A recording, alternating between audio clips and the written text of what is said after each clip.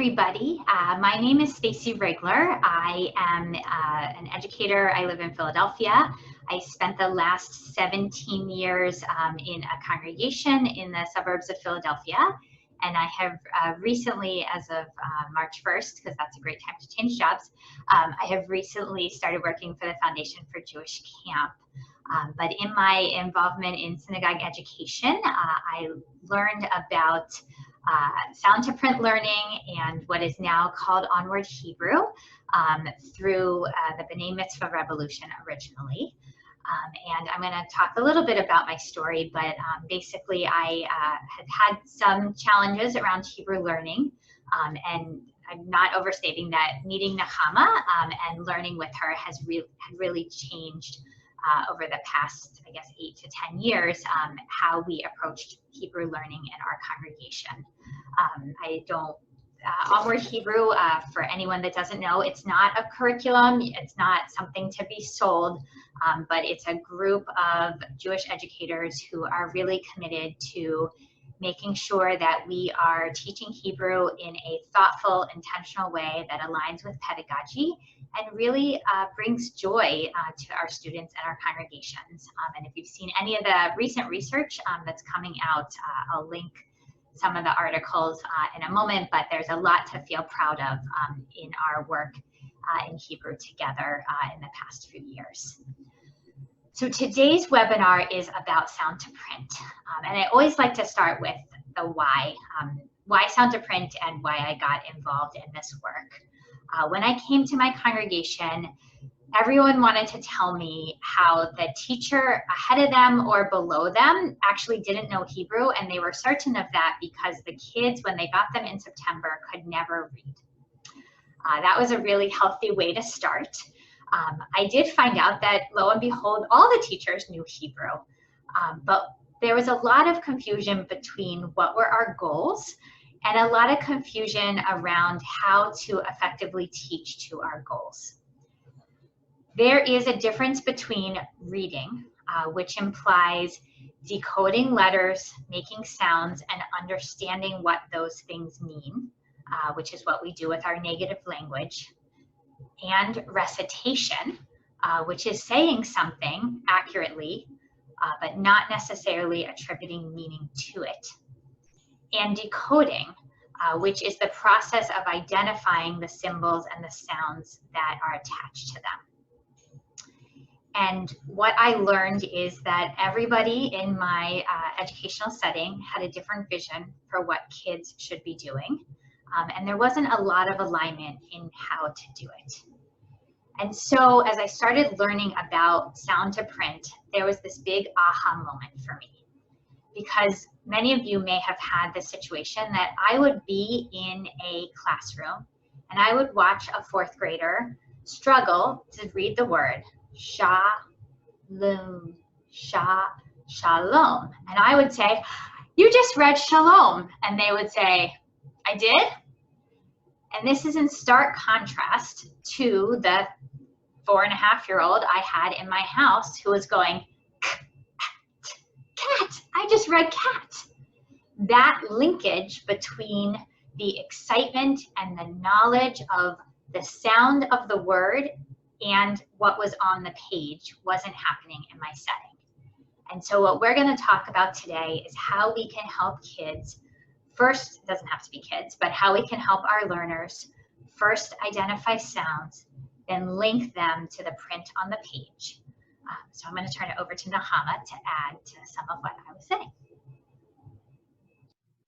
Yeah, so just a very little bit at this point, because I don't want to give away the answers to the Kahoot game, is that there's what I call macro sound to print and micro sound to print. Macro are the other things that are happening in Onward Hebrew. So it's tefillah, where they're hearing the sounds and getting them stored in their heads and their hearts, as Stacy likes to say. It is about Hebrew through movement, which gives them vocabulary that's very helpful to prayer understanding, assuming you keep moving up through the curriculum to get to holidays and prayers, and also Jewish life vocabulary. Those are the 3 things that I call macro. And then the micro is, which is what we're focusing on today, is what happens when kids have sounds in their head, or maybe they don't even have sounds in their heads, but they're getting to the printed page. How do we help them use sound to print to tackle the decoding process? And I'll just leave it at there. Great. So we have all been on a lot of webinars, and we thought one of the best ways to share the best principles around sound to print might be to play a little game. So I'm going to share my screen. Like I said, if you don't have Kahoot, if you've never played it, if you don't have another window or device, do not worry. You can simply watch and play around in your head. So hopefully you're all seeing. Down a little. Can someone give me like a thumbs up? Like, yes, you see the screen and you see the login. Okay. And I see one player, Karen, has already made her way in. Diane and Bethany are in. Jennifer, Ira, Rebecca, Liza, Andrea, Tatiana, Steph, Maureen, Leon, maybe. If I'm saying your name wrong, feel free to unmute yourself and tell me the correct name. Rochelle, Steph, Michelle P, Debbie, Julie, Karen, Sharon, thank you for adding rhyming names, Gigi.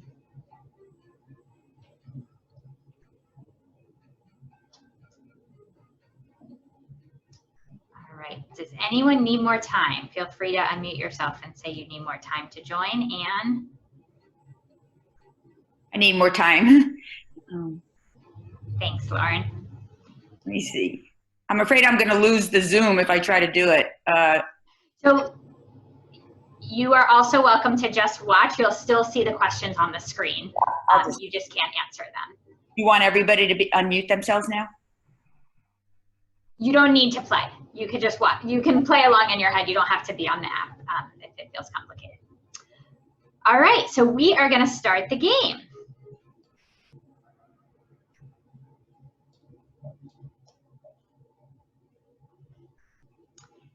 Sound to print is modeled on the way we learn to read our native language, hearing before reading.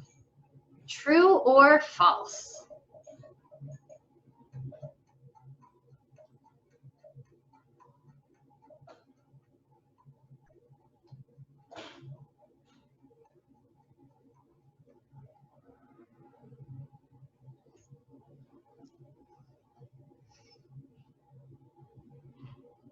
Nechama, do you want to add anything, or we got A little that? happy dance. Enough said. That's exactly right. That we need to hear before we tackle the print. So we can just leave that one like that.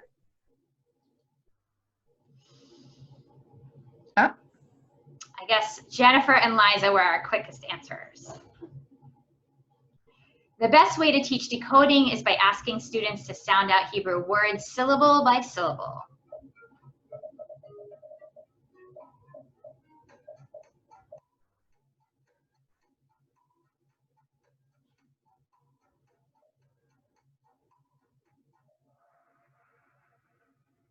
All right, so we have a little bit of division here.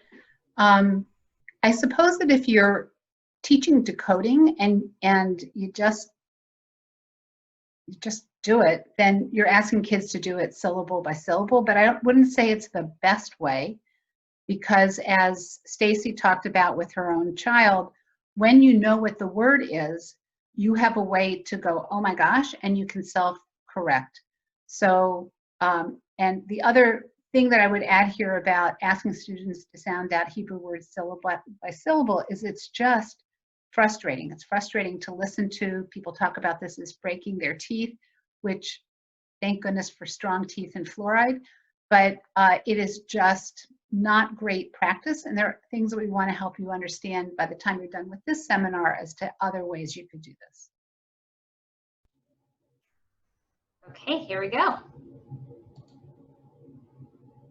Beginning readers see a word like cat and start to decode cat, ooh, and then realize the word is a word they know.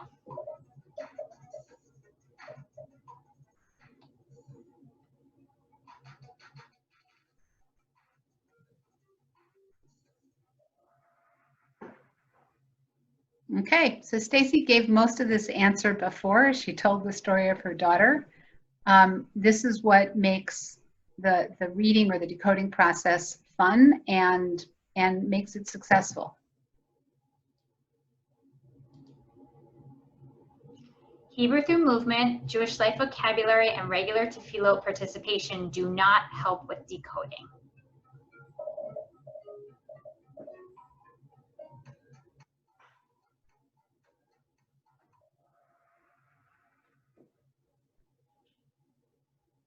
Okay, so these things actually do help with decoding because what they do is provide a mental, not even, an image, but also a sound in someone's head. I always use the example of bimromav, which is a long, hard word. Most kids get to go like, oh my gosh.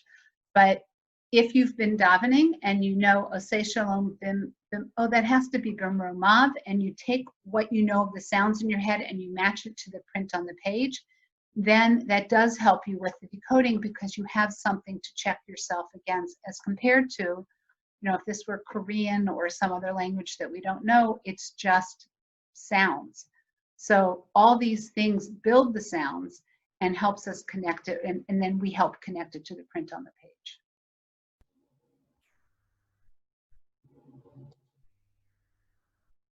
Sound to print Hebrew principles should not be used if you are teaching decoding in 2nd, 3rd, or 4th grade.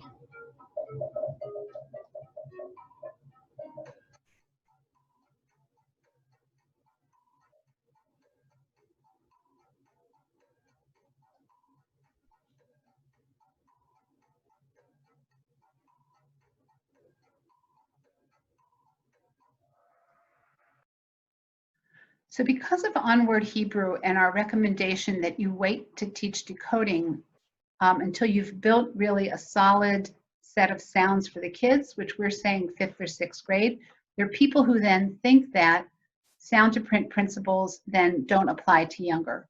But especially with the kinds of things we're doing today, if you are teaching decoding younger, no judgment zone, then you can take these principles and you can use them in any situation, even 1st grade if you happen to be doing it then. But yes, they can be used at any point you're teaching decoding. Ira, Jennifer, Sharon, Karen, Julie, great job. Everybody, great job. A teacher should say a Hebrew word, then let a student try it. Having the sound in their head helps them self-correct.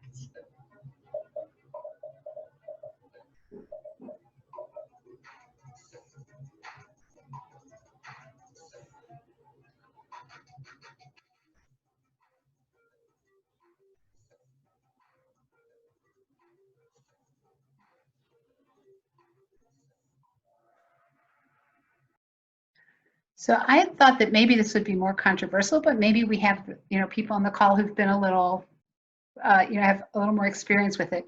There are people who say that if you do this, if you say a Hebrew word first and then have the kids try it by looking at the page and decoding, that's cheating. But it's not cheating. It's an easy way to help them get the sounds in their heads before they tackle what's on the page. And again, assuming that they know the letters and vowel signs, it's a matter of matching the sound to the print, which is what happens when we actually read.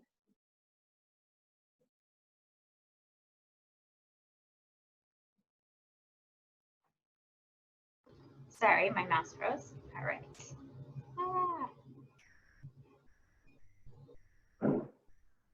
When working on a prayer, singing before and after helps a student's ability to decode.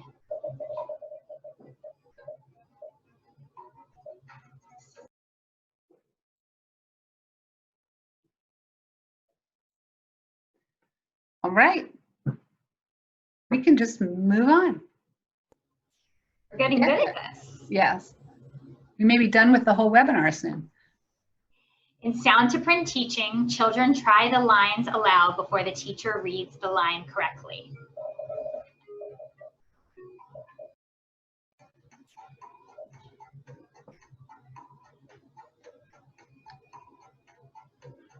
Sometimes it seems like the time is forever, and sometimes the time is like, oh my gosh. All right. So this is the opposite of everything that we've been talking about. It's the teacher offering it first and then the kids working on it. Although certainly after all that, the teacher could read it back again so they could hear a correct reading. That's the same thing as doing a prayer, chanting it before you start working on it in class and then doing it afterwards. It's a very similar principle. I think everyone's a winner here.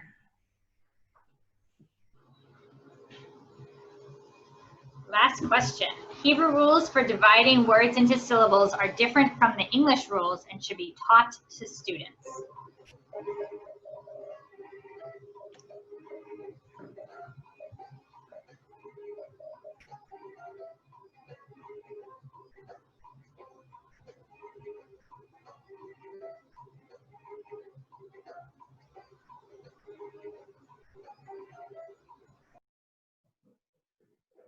Okay, so finally we have a question that we can have a conversation about a little bit differently. So first of all, the rules for dividing words into syllables in Hebrew are different from the way we do in English. Sometimes when we talk about syllables, that gets confusing because in English we clap it out or whatever. I'm going to show you later how this is. But my mentor, Dr. Lifsa Schachter, said that what it does is really help kids focus on a word and to break it down with their eyes and with their brains before they have to tackle it. And it does make it much easier. And we'll see what happens when I introduce it to those of you who don't yet know how we do that. And then we'll see what your reaction is at that point.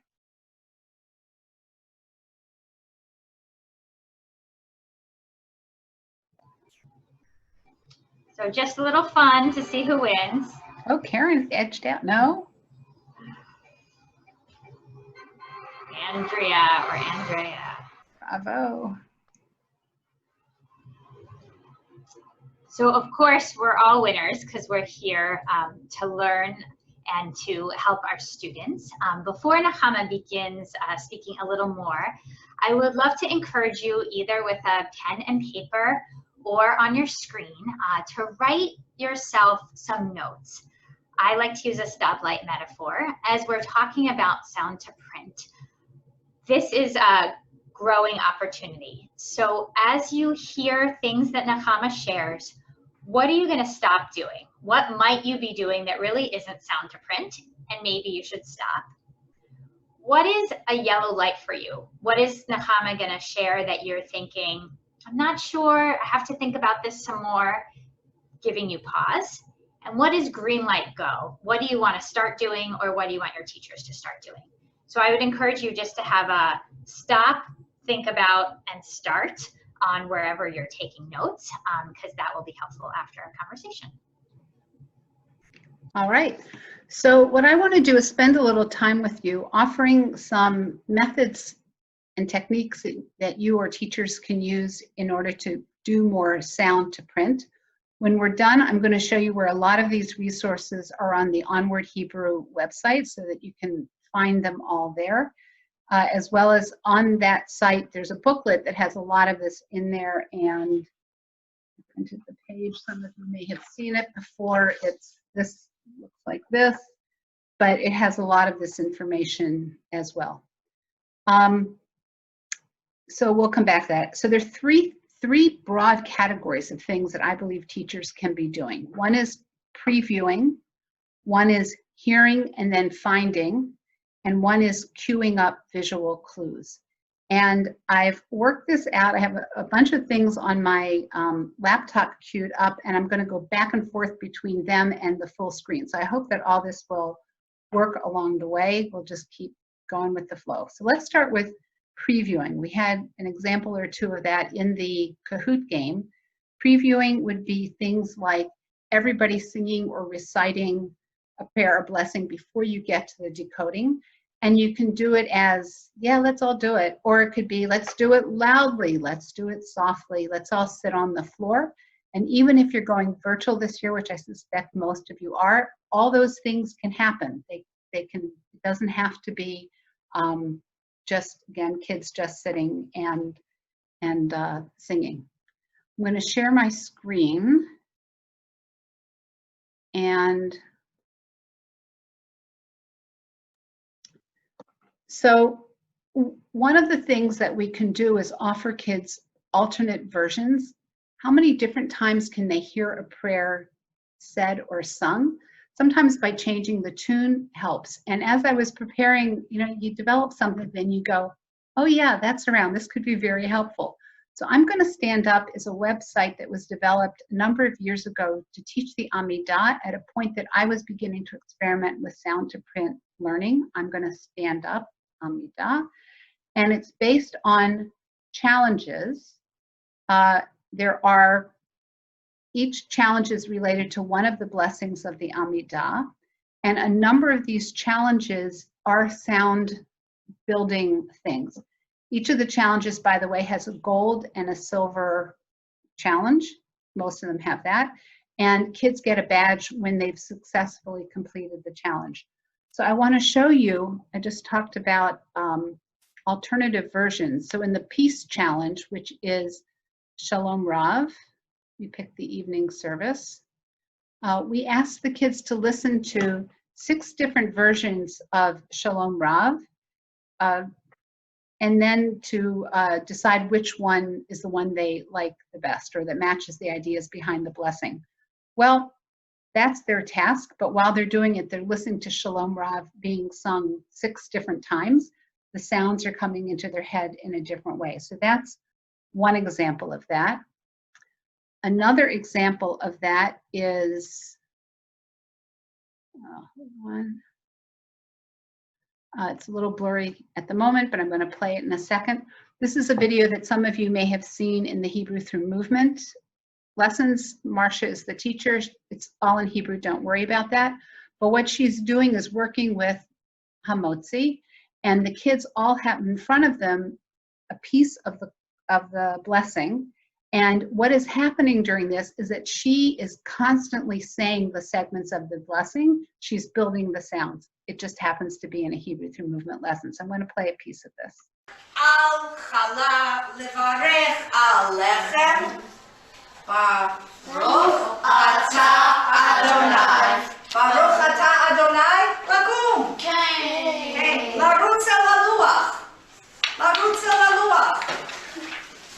La'amod, baruch atah Adonai, levarech al hachala ve'al halechem. Baruch atah Adonai, Eloheinu melech. I'm going to stop there, but that's the idea of a teacher. This, again, it happened to be Hebrew Through Movement, but doing that in English is just as easy.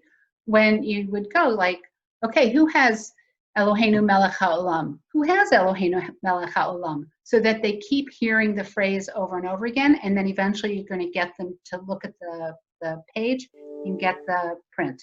So that's the sound to the print. We also have, I'm going back for a moment to I'm going to stand up. This is the Ancestors Blessing. It's the silver one, I think. And what we have is someone who's signing Ha'el Hagadol Hagibor V'Hanora El Elyon. In the first video, she teaches them how to do it. In the second video, she just goes through it. But each time kids hear that phrase over and over again, and in order to earn the badge, they have to do this on 13 different days, and then they get the badge. Oh wait, they're just hearing it over and over again, and that makes it easier. The other piece in here that I'll show you, those of you especially that are in conservative settings, the middle blessings are often ignored. I had a wonderful intern when we were putting this together who created I kept walking the mall and I kept seeing the we down below. People were dancing to the we, and I thought we should be able to do that. So I'm going to show you the 2 things she recorded, just segments.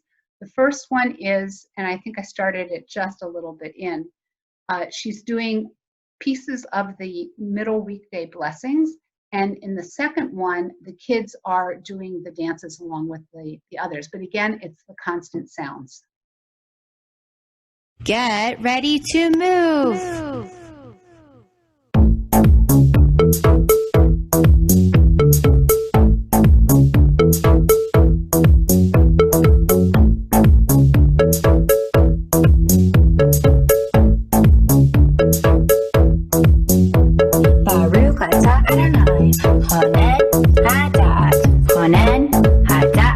Chonen hada'at. Who gives us understanding? Who gives us understanding? Who gives us understanding? Who gives us understanding? Baruch atah Adonai, harotze b'tshuva, harotze.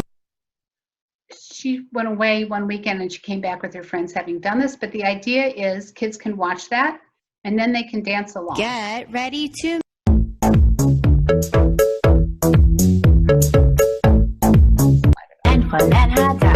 who gives us understanding? Who gives us understanding?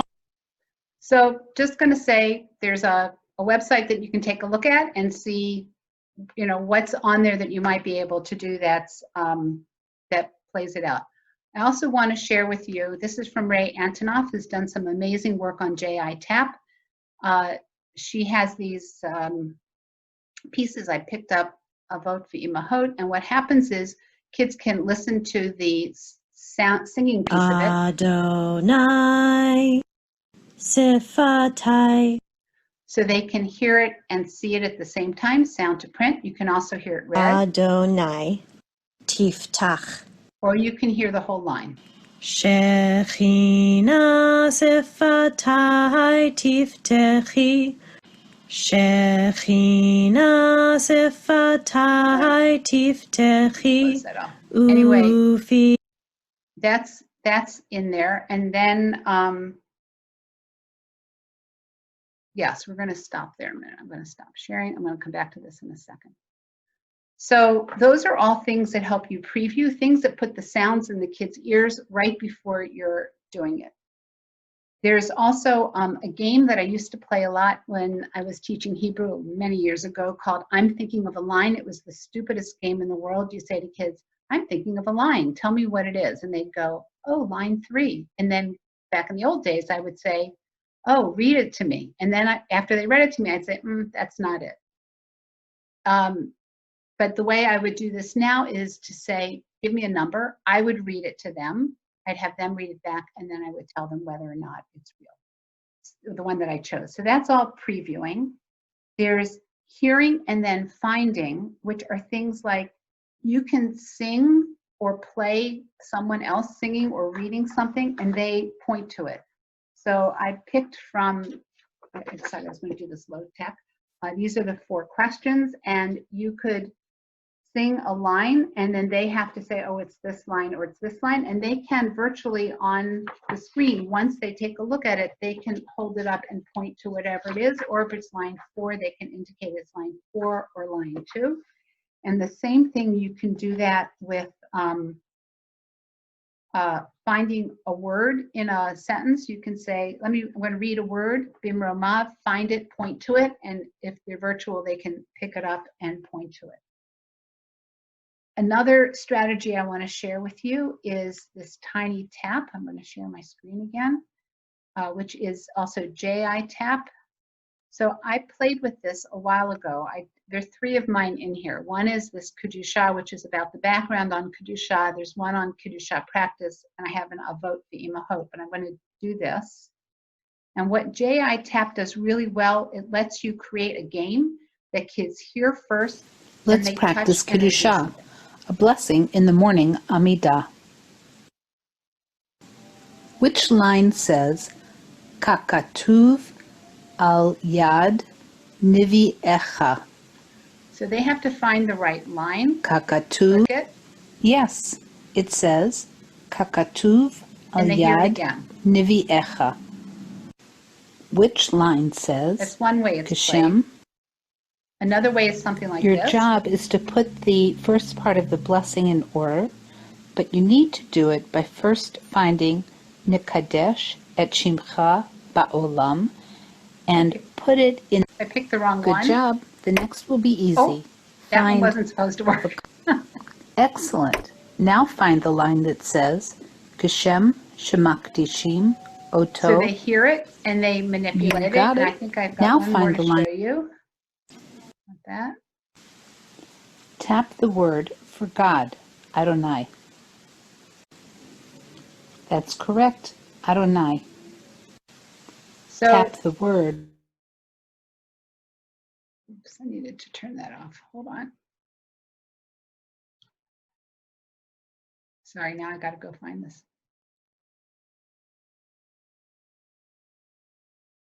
Okay, I think it's going to keep talking at me for a minute until I pick it back up. So that's enough. Sorry, do you hear it talking to you? Okay, fine. Then I'm just going to keep this. It's demanding that I tap the word kavodo. So the other thing that you can do is to cue up visual cues. So you can give kids a something that you want them to be working with, and you can ask them to point to a letter vowel sign combination or something that makes a sound. So you could do that. You could do that with cards if you have it, and you can say, find na and cover up the rest, and virtually they could do that, and so on. So if you wanted them to find the shin, they could do that in the word rosh, and you just got to be clever enough to do it. But it's about the sounds, and they look at it, and they see the print, and they make the connection. The final thing that I want to do with you is syllables, because this, I kind of fought it for a while when Lifsa was telling me about it, and then I realized she's right. Of course she's right. So hold on. So the way we divide syllables in Hebrew is different from the way we do it in English. English is a clapping thing. So table, it has two claps and you're done. If you have something like Shema, people might say 2 syllables, but it doesn't follow the rules. So this is what it is. You have to have a full vowel sign to indicate that you have a syllable. All that you see here are full syllables. On my screen, I can't fully see the cholam, but it's there under Stacy. Up, I moved her. We're all good. And so if we look at the word lakum, count the number of vowel signs. Kavodo. Hopefully 2, the kamatz and the shuruk. And there's 2 syllables, lakum. You do not have to have kids actually pronounce the word, especially when we're virtual. I think to say where are you going to divide it, it's really hard. But them looking at it, getting a sense of what's there internally to the word is really what we're doing here. So the first rule is that you need a vowel sign to have a syllable. If you have a shava, that is not a syllable. Not a syllable. How many syllables here? Tap the word kavodo. It's actually 1. Remember, you don't count a shava, the 2 dots down, as a syllable. It's just 1. And actually, when you help kids learn this, they start pronouncing Hebrew a little bit closer to the way Israelis do it. Kids might go shema. That does sound like 2 syllables in English, but it's shema. It's 1 syllable as we play it out. So the shva is not a syllable, is not the sign of a syllable. And a chataf, which is the shva next to these 3 other vowel signs, a chataf is also not considered a Hebrew vowel sign. It's considered a shva. So you don't count that as being a syllable. So I'm going to tap go to the word this. Kavodo. And here's your challenge. Hold up the number of fingers for how many syllables you count. How many vowel signs you count.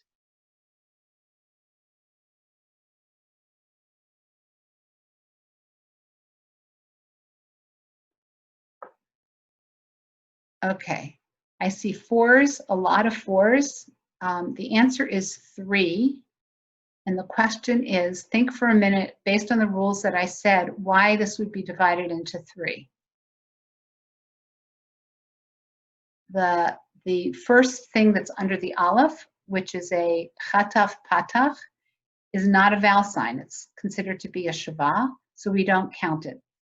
And again, if you think about this, if kids read this avotenu, that sounds very American, but if you say avotenu, which is more the way kavodo. An Israeli would say it, the avo comes together almost as 1. Yes, you hear the beats, but it's not what we're looking for. So, but what happens again when you work with syllables is you make kids look interior to the word kind of holistically.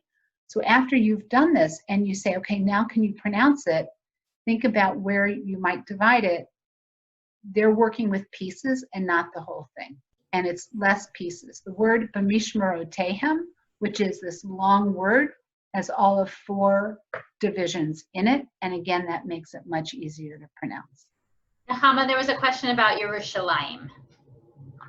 I'd have to write that down a minute. The number of syllables? Yes. Do people want to put up their hands as to what they think it is? After she writes it down. Oh, maybe I'll write it so that you can see the vowel signs. That might help everybody too.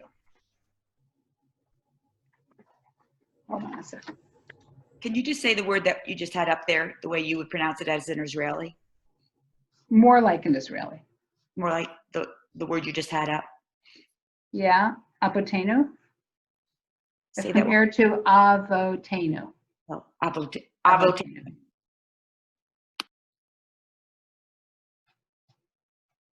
Okay, I think I got my, is this going to be mirrored? No. Okay. What do you see? Hold up your fingers again. Peeking around this is really hard. Okay, those of you that said 4 were correct. Again, you don't count a shva. And again, Yerushalayim instead of Yerushalayim, Yerushalayim. All right, I'm going to stop here. And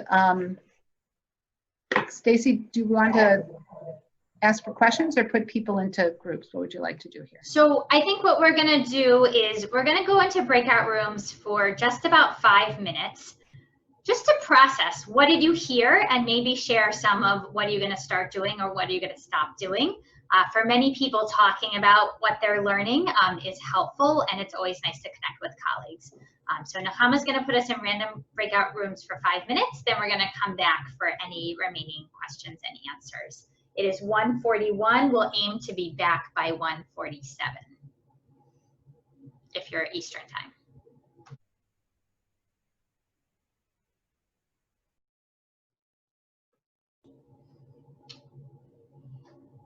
Welcome back.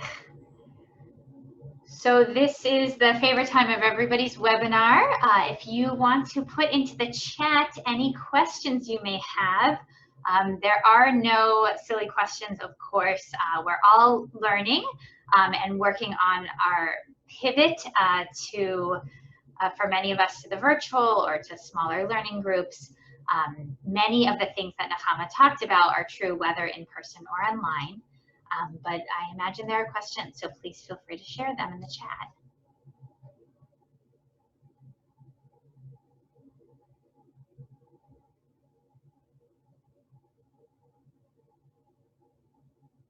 So Nahama, the first question is, the first step is previewing, the second is hearing and finding. What is number 3? You're muted. Story of my life.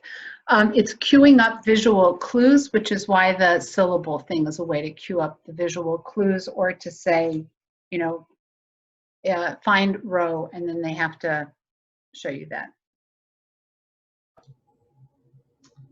The second question is around kids doing activities with I'm going to stand up. How can we find out that they are doing it, and how can we not overwhelm the Jewish Educational Center of Cleveland? Thank you so much. When they get on the site, first of all, they can do it anonymously, it doesn't matter. When they get on the site, there is a way for them to register. I have a feeling more people use the site than actually register. And they get badges. So the way you'll know is if they come to you with a badge. They can print it, they can, although I have to tell you, working on this summer's curriculum, I'm saying, oh, it's in print, and I hear not everybody has a printer the way I thought everyone had a printer. But yeah, but somehow they can bring the badge to you to save it, show you.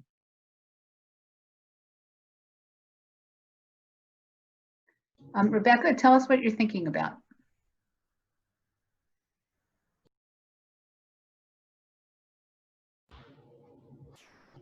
Is she here still? Rebecca Yesman?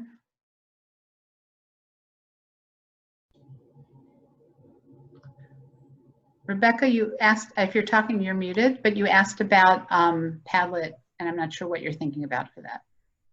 I think she's suggesting that well, I guess that, I don't know if it's a question or a suggestion about using Flipgrid or Padlet. Yes, we'll just say yes. They're all good platforms. Karen asked, how would you suggest giving oral or vocabulary familiarity to older kids who are already learning decoding or coming into the program late? Yeah, that's always a challenge. But again, if a teacher previews and makes sure that kids hear it before they hit the page, then that's already a big step for them, because they'll have something that may help them out. Although I imagine if someone was doing that for me in Korean, I keep using that example because I don't think many people know Korean, it would just be this blob of sound. So the question is how they can also begin breaking that down as time goes on.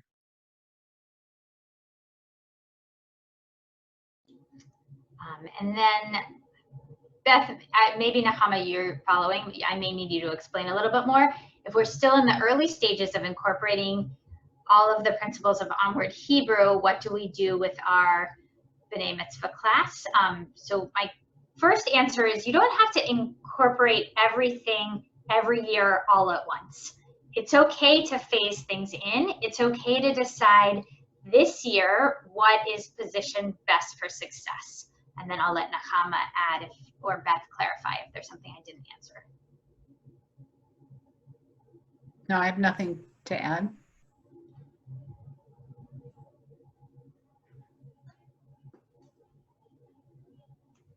So Beth asks a really good question, and I'm going to type in here first as I'm doing this. This is the third one, queuing up visual clues. So yeah, Beth asks, so resist the desire to jump into decoding, but for B'nai, I'm going to interpret, and you can say I didn't interpret right, but yeah, I mean, our system, having been in this field for so long, I can kind of trace certain things that happened with Hebrew over time, starting when I got into the system, which was back in the 60s probably, as a kid, not yet as a professional. But we've kind of fallen into this decoding realm, which the publishers, bless their souls, were trying to do things that helped us. But in order, people kept feeling that in order to have kids decode well, you needed more and more time. And what we found through this is that when you build the sounds first and then have the kids work with decoding, even 6th grade, and I remember when Nikki Greninger, who's at Temple Isaiah in Lafayette, first said to me she was going to put it into 6th grade. I thought I was going to pass out, but I was the one who said, let's move decoding from 3rd grade to 5th or 6th, and then she worked it out for 6th. And her system right now is there's a lot of rich Hebrew in her program up to 6th grade and including 6th grade.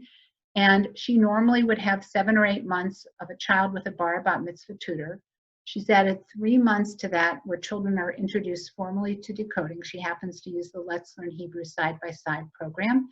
And they're motivated, they have the sounds, they aren't afraid of making mistakes. They're like they're in a very different place. It goes very quickly.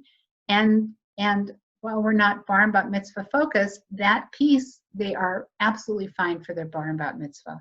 So yeah, I think that I think that we can't quite figure out among the Onward Hebrew leadership team who first said this, but I put my bets on Issa Aaron, that Hebrew has held us hostage with all the other things that we would like to do in our educational program. So when you spend time building sounds and doing all the macro pieces that I mentioned, and you put decoding in its place, and it can work, then you have time for all these other incredible things. And kids aren't as frustrated, they're not breaking their teeth, they're not forgetting things. It helps solve, in my mind, a lot of things that I think we've been struggling with. So there's a question about kids with learning differences, and I think adding to what Nahama is saying, that the sound to print, in my experience, I don't have a background in special needs, this isn't my area of expertise, but the sound to print helps everybody. That what we want to get out of, which everybody did great on our Kahoot, so I'm sure you're already there. What we want to get out of is this individual child struggling to try to decode without a target as to what they're trying to say. And so kids with learning challenges, unless the challenge is auditory, and that's a very different discussion, this can be very helpful for them. Yeah, and you cannot decode at synagogue speed almost ever. You have it, when we sit there as competent Hebrew adults, we sit there with our siddur, we have it in our heads, and we're just taking what's in our heads and matching it to the page. Just kind of when next time you're in services, think about the process that you're doing. One cannot only decode letter, vowel sign, letter, vowel sign, letter, vowel sign, and stay up with the synagogue.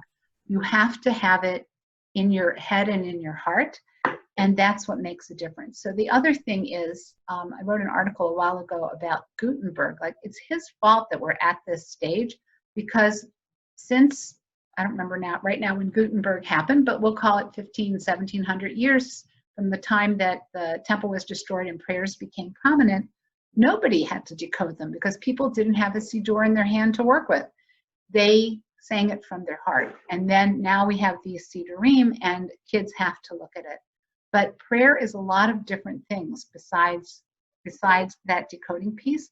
And at a point, like, I feel that when we do this, we get kids to be confident, and at a point that they want to do to do more. And in the new study that just came out about Hebrew in part-time congregational settings, it said something like 65% of these kids want to go on and learn more Hebrew in high school or college.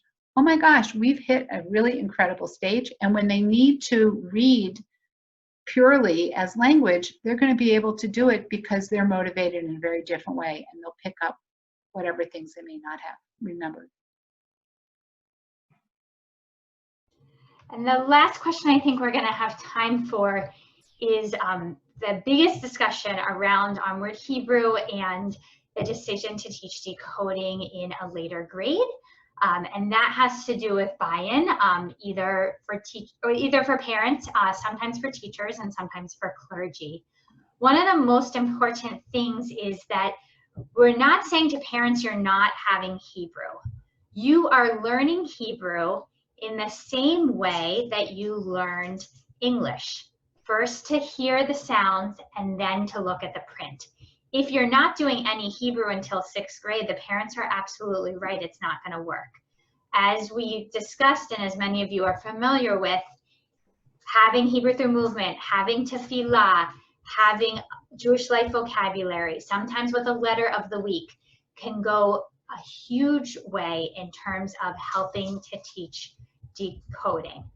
In my setting, we use the Hebrew through movement prayer strand. So kids were learning the prayers that they're going to be up on the bima. We want to make sure that parents understand that it is the approach to teaching Hebrew that has changed, not the teaching of Hebrew. We're not cutting out Hebrew. If you do that, they're going to be right. It's hard to succeed. I'm going to post in the chat in a second, as soon as I find it, the article that was just in Jewish Philanthropy with all sorts of great information about current trends in Hebrew education. Yeah, I also want to just add, this was research that I got into about a year and a half, it's probably 2 years ago at this point, of how we come to read English. Like, if you look at any of the English that's sitting around you, wherever you happen to be sitting, you are not decoding it unless it's some long medical term that you've never seen before.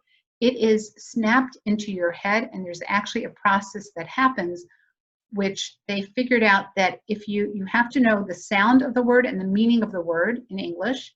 You have to have phonemic awareness. You have to know what the sounds are that are part of that word, and you have to know all the letters and vowels. And when you're in 2nd grade, it takes you're decoding at that point, but it takes you 3 or 4, if I remember correctly, times to decode something with all that background, and it snaps into your brain, and you end up with tens of thousands of words that let you read fluently in English. We are not going to get there in Hebrew quite the same way. And it was interesting to me when I did a webinar on that, and I had put up a Hebrew prayer, which when I looked at it myself, there were some words that are snapped into my brain, Baruch, and there are other words where I'd have to go, oh wait, what is that word? And I'd have to decode it out. And for me, one of the questions is, if we pay attention to the way people really learn to read, could we get our kids to have more words snapped into their brain, which means they will look at Baruch and say, oh, that's Baruch, or to take Stacy's example of Shalom, they look at it and know, oh, that's Shalom, and they're often running with the, and then need to stop and slow down when they hit the other words they need to decode. But your teachers have the power, you have the power to help kids make that transition by paying attention to the sounds before they get to the print. And that really is what we encourage, rather than the way we've been doing this for decades now, which is the print, this is a bet, put it together to the sound. And that's just created all the frustrations that I think we've had over the years. So we are at the end of our time. I just want to thank Nechama for all of her leadership in this area. If you haven't spent time on the Onward Hebrew website, if you haven't joined the Facebook group, I really encourage you to do so. There are so many resources, whether you're a teacher or an educational leader, a lot of things that can help move this conversation, and great colleagues. In the chat, I posted the link to the Onward Hebrew website, as well as the link to the most current research, which is really a great success and really speaks toward the changing of the tide, mostly about how kids, or at least I guess the takeaway that I was so proud to see is about how kids feel about learning Hebrew, that they feel better because we're doing a better job at teaching them in the way they learn best.